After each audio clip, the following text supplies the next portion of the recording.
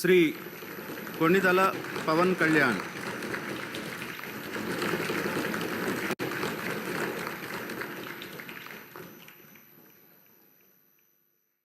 కొణిదెల పవన్ కళ్యాణ్ అనే నేను శాసనసభ సభ్యుడిగా ఎన్నికైనందున శాసనం ద్వారా నిర్మితమైన భారత రాజ్యాంగం పట్ల నిజమైన విశ్వాసం, విధేయత చూపుతానని, భారతదేశ సార్వభౌమాధికారాన్ని, సమగ్రతను కాపాడుతానని, నేను స్వీకరించబోయే కర్తవ్యాన్ని శ్రద్ధాశక్తులతో నిర్వహిస్తానని దైవ సాక్షిగా ప్రమాణం చేస్తాను.